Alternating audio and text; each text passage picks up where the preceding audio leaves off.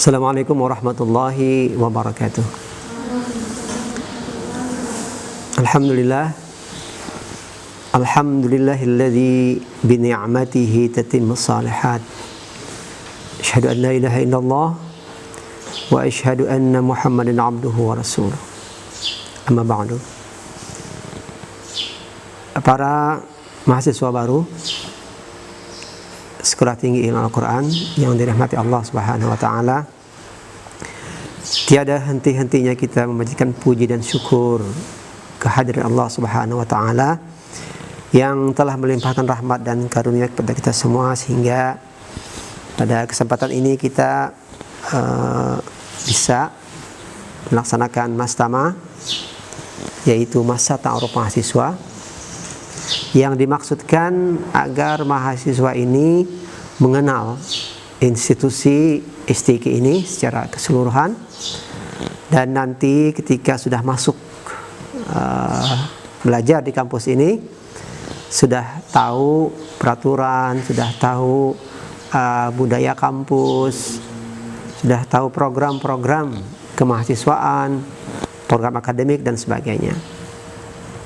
Baik, saya akan menjelaskan beberapa peraturan yang berkaitan dengan pembelajaran yang ada di kampus kita ini. Peraturan-peraturan ini dibagi dalam 3 kategori. Pertama adalah peraturan kampus, yang kedua adalah peraturan akademik, kemudian ada peraturan administrasi. Yang pertama, peraturan kampus. Nah, di kampus ini semua mahasiswa yang pertama adalah bisa menjaga nama baik alma mater.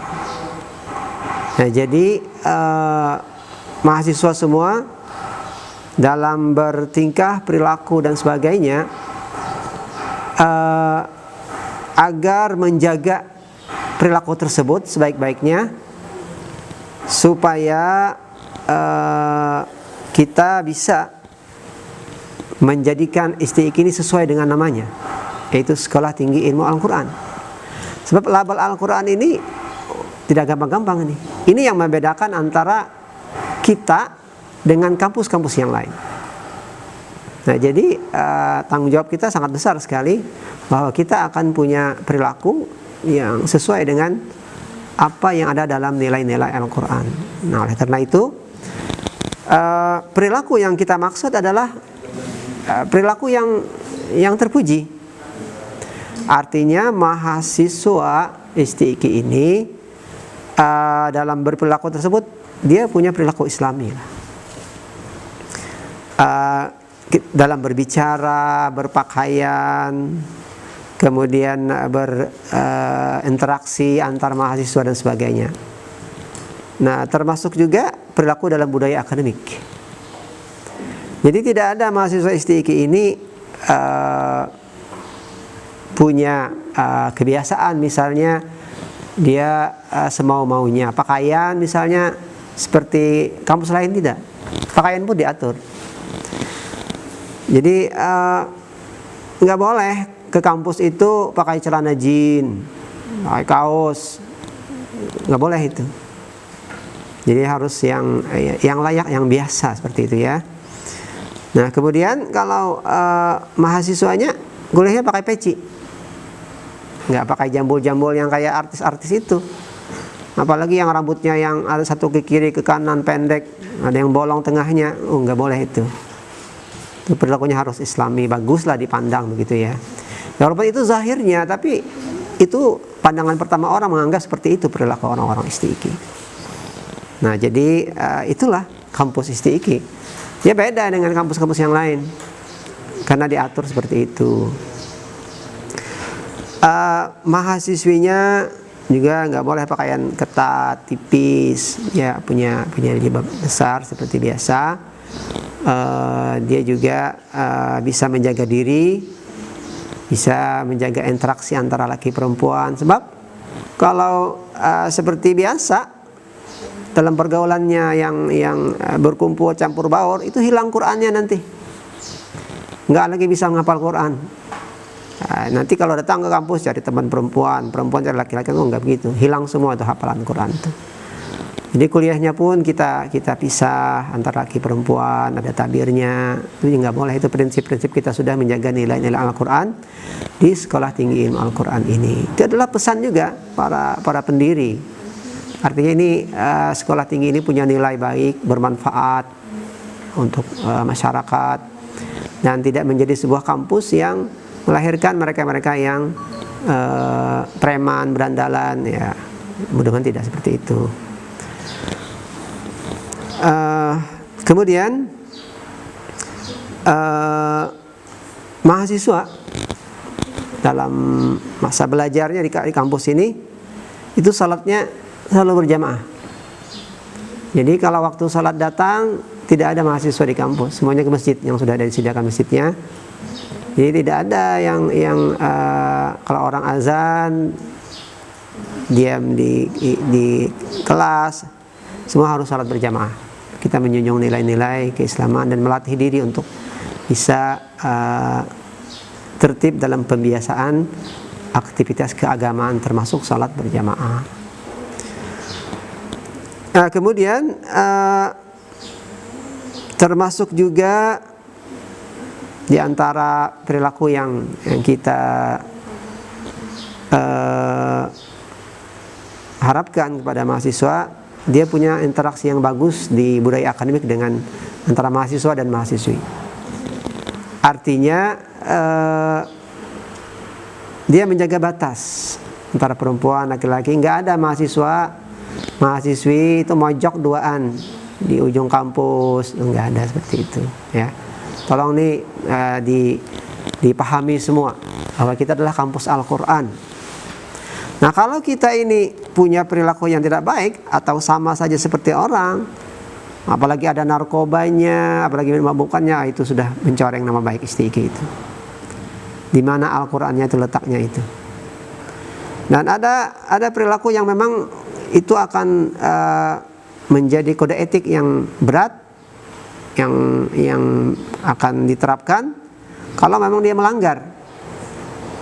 Misalnya mencuri, main perempuan, kemudian narkotika, kemudian mabuk-mabukan, dan berperilaku tidak islami.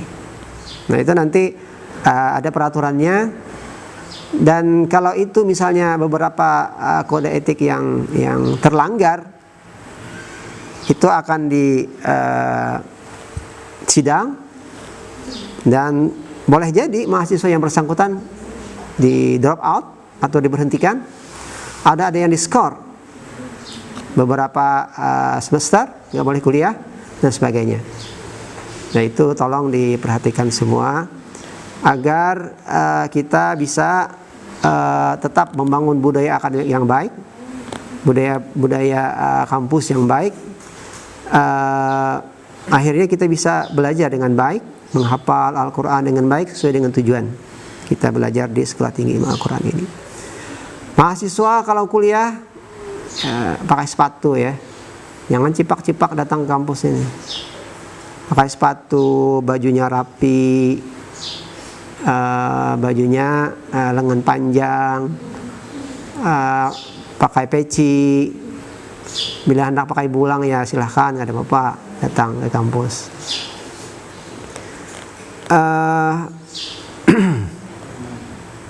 Perempuan, mahasiswi, jangan datang ke kampus ini bibirnya memerah sekali, merah, make upnya susah dipinandui orangnya. Nah, itu jangan seperti itu, ya. Ini apa, beginco, berapa sinti tabalnya ginco, nukar berapa, siapa mau mejeng sama siapa gitu. Nah, ingat ya bahwa kita adalah kampus Al-Quran. Jadi ya semua dipelihara dengan baik supaya prinsip pembelajaran, budaya pembelajaran, budaya kampus itu berjalan dengan baik. Semuanya bisa menghafal Al-Quran dengan baik. Kemudian kami sisipkan dalam ini juga, termasuk karena ini bagian dari asrama. Jadi mahasiswi di luar daerah, itu seperti yang kita sampaikan di brosur awal pendaftaran, wajib masuk asrama yang di luar kota dan tidak boleh mengkos. Dalam 1 tahun pertama kita harus kita kondisikan supaya kebiasaan menghafal itu ada bersama teman-temannya. Nah, dari data yang kami lihat itu masih ada beberapa mahasiswi yang belum mendaftar asrama, daftar ulang maksudnya. Daftar sudah, cuma daftar ulang asrama belum. Nah itu ya, jadi kemarin pendaftaran asrama itu 350 sudah bayar. Nah, daftar ulang asrama itu termasuk di situ tuh, di daftar ulang itu penyediaan kasur, penyediaan lemari, nanti penyediaan alat-alat masak dan sebagainya itu seingat saya Rp750.000 itu segera didaftar ulang mahasiswa itu semua supaya tertib nih, asrama ini tertib semua. Jangan ada mahasiswi yang tinggal di luar asrama, yang luar kota. Wajib tinggal di dalam asrama. Kalau enggak, nanti kontraknya akan kita verifikasi. Ini harus tanda tangan kontrak semua sesuai dengan apa yang ada di brosur kita. Supaya kita benar bisa mengkondisikan mahasiswa itu belajar sesuai dengan budaya sekolah tinggi ilmu Al-Quran yang ada di kampus-kampus, yang ada di asrama-asrama, dan begitulah kita melaksanakan setiap tahunnya.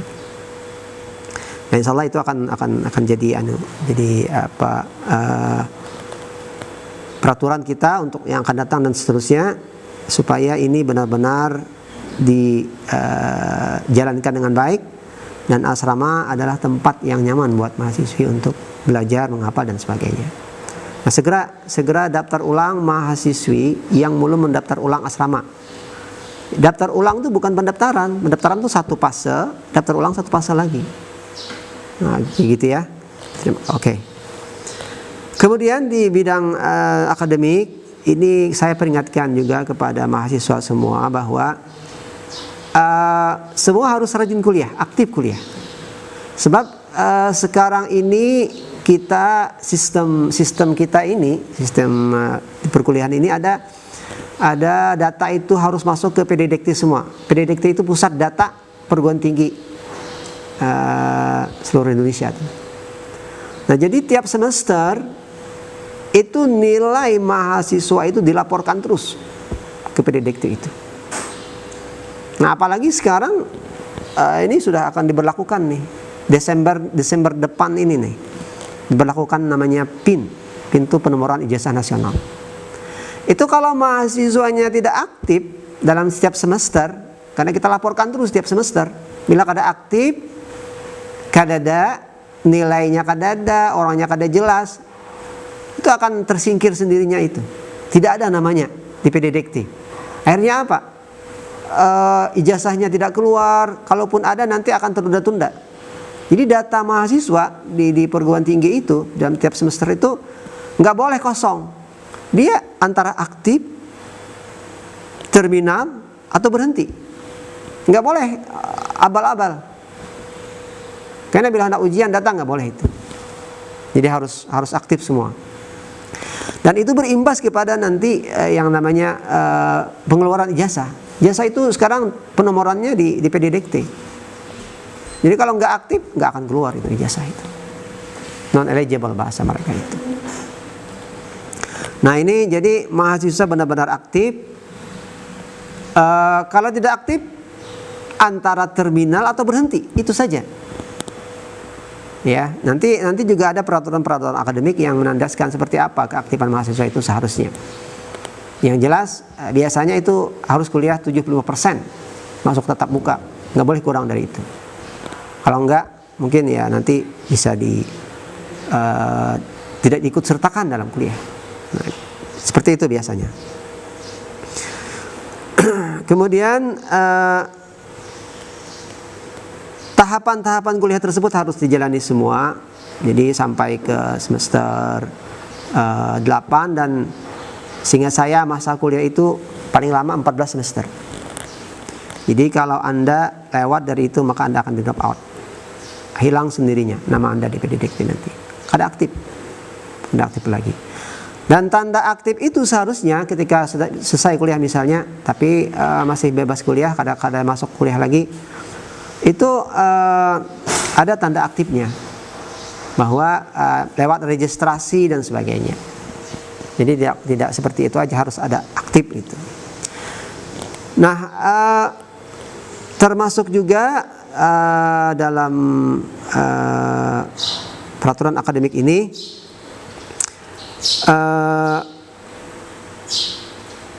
mulai tahun depan ini insyaallah, bila mahasiswa itu tertunda lulusnya, tertunda setahun misalnya, itu paling tidak kita akan kenakan biaya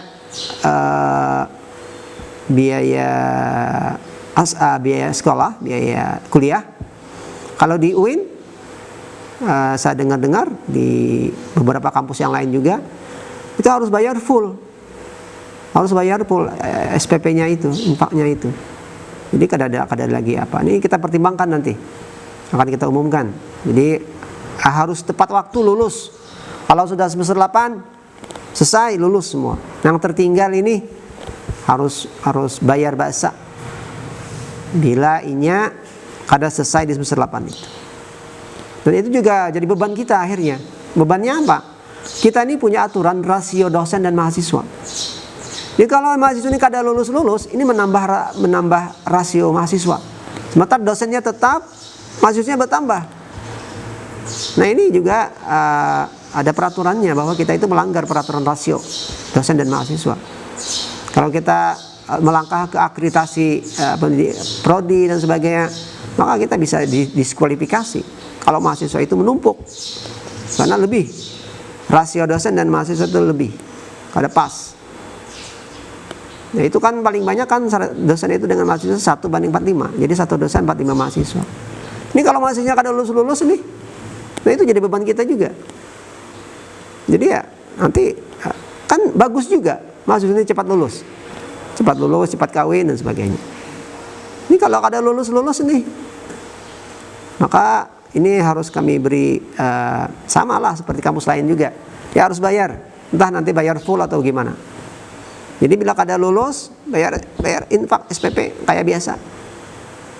Nah, coba tolong didikan.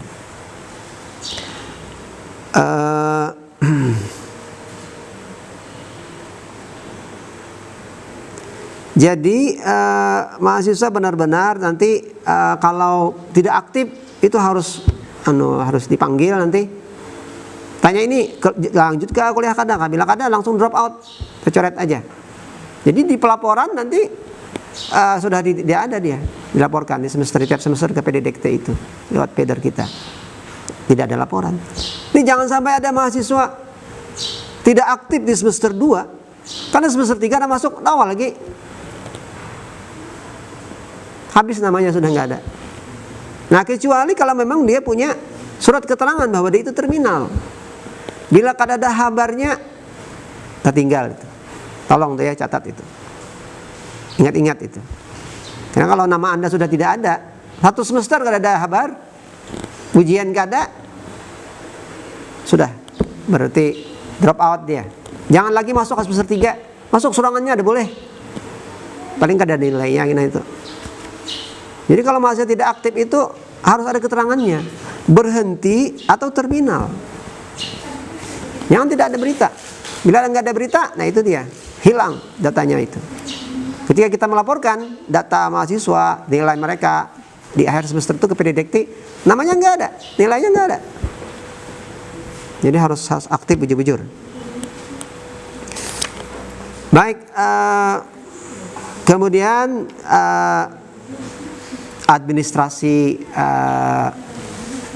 peraturan di administrasi sekarang.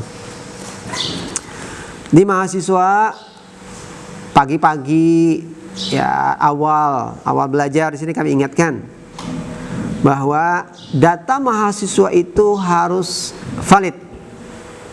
Valid itu maksudnya bujur sudah. Jangan sampai ada mahasiswa ini merubah nama, nama orang merubah aja, gini aja. Padahal ijazahnya nggak berubah. Itu nggak boleh itu. Ini nanti yang tahun baru ini saja ini bermasalahnya apa? Bermasalahnya tulisan di data mahasiswa itu dengan ijazah ada sama.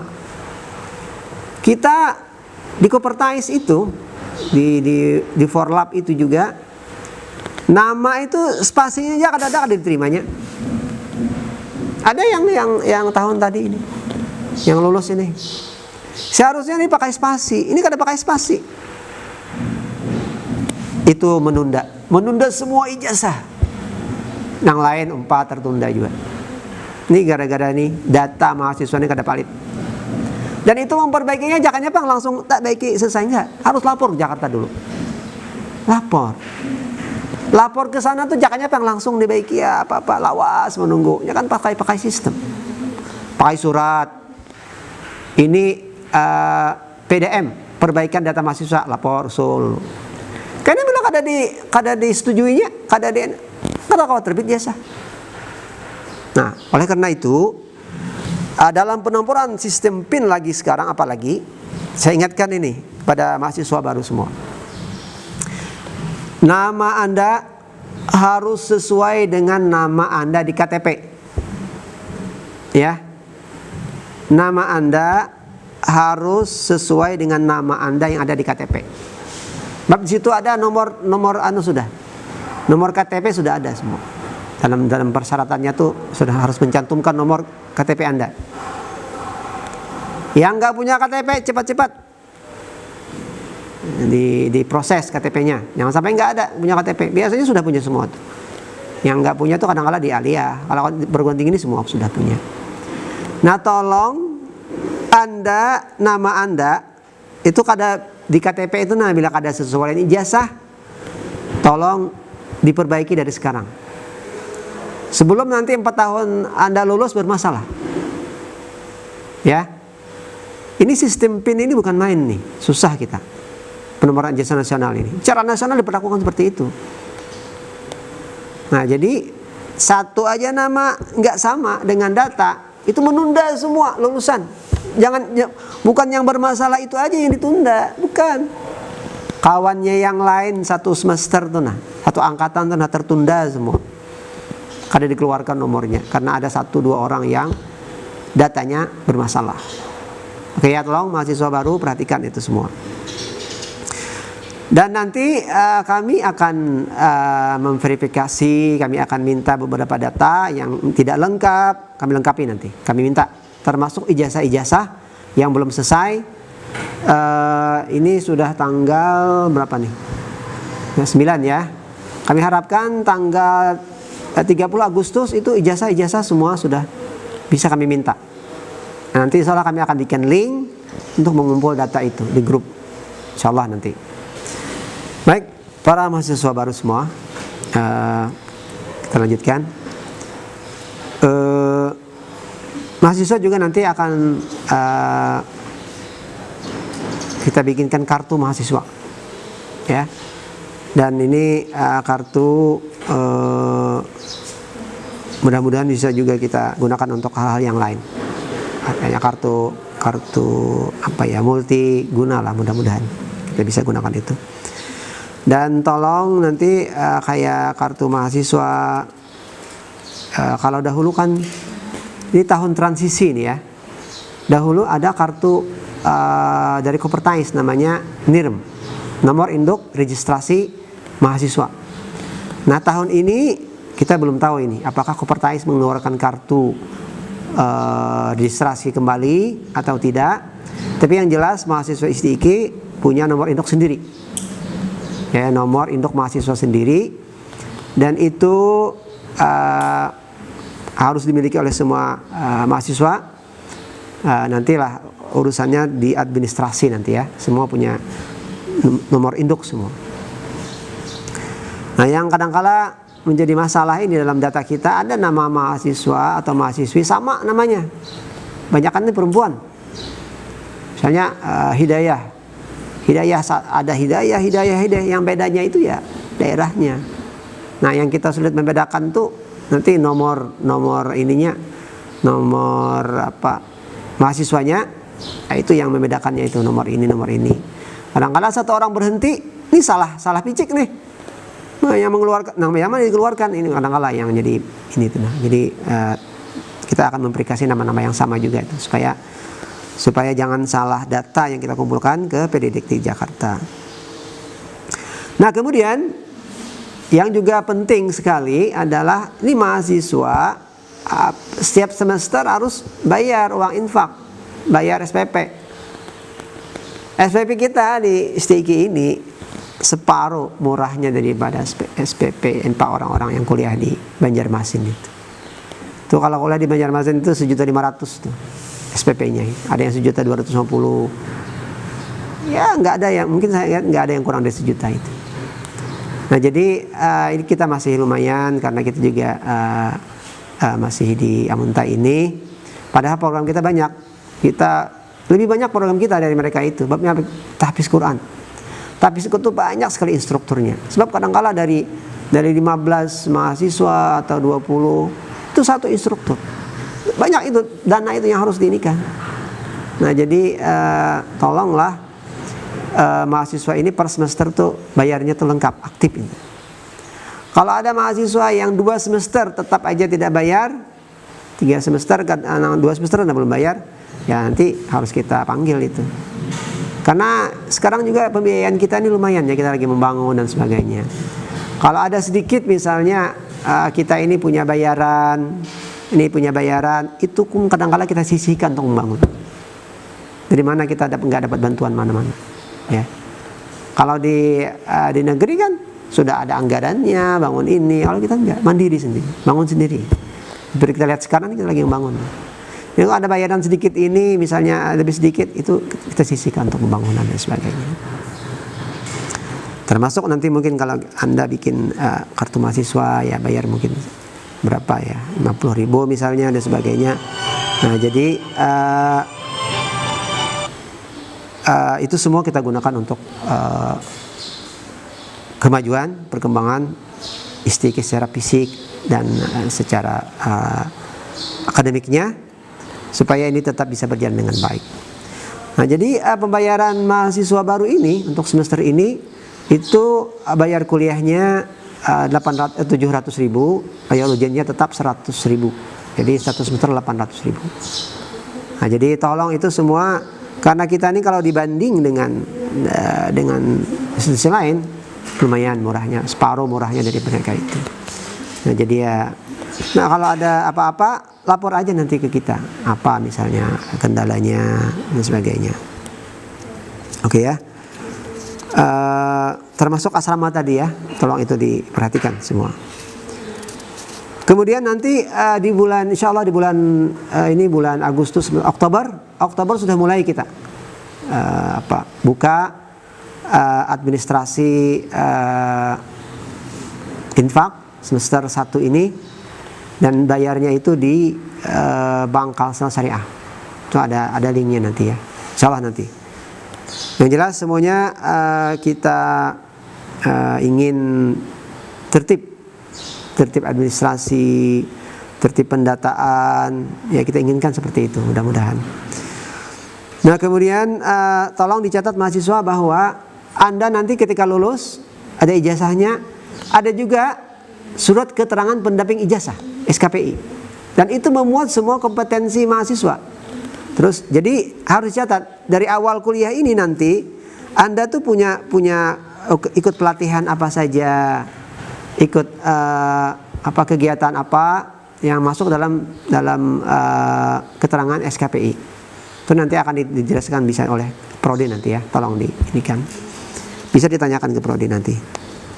Yang jelas kegiatan ilmiah kalian dalam bentuk pelatihan, TOEFL dan sebagainya itu ada dicantumkan nanti. Kan biasa aja orang lulus bahasa Arab ya, tapi dia pintar bahasa Inggris, ada. Nah ketika dia punya sertifikat bahasa Inggris, dicantumkanlah di belakang itu bahwa dia itu juga bisa bahasa Inggris.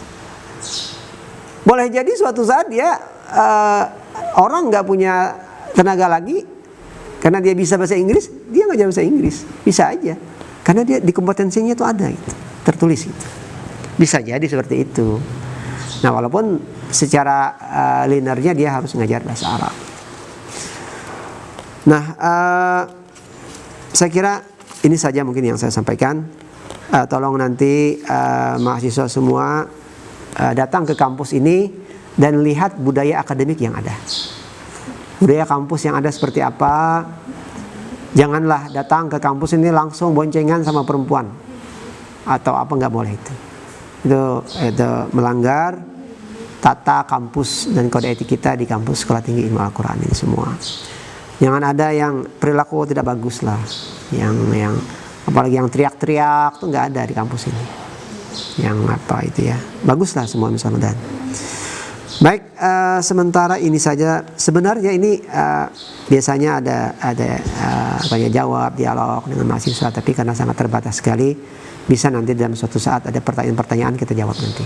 Nanti mungkin di senat dikumpulkan aja pertanyaan itu, kalau memang harus kita jawab ya kita jawab suatu saat. Bisa itu dijawab di waktu penutupan dan sebagainya. Oke ya. Terima kasih. Assalamualaikum warahmatullahi wabarakatuh.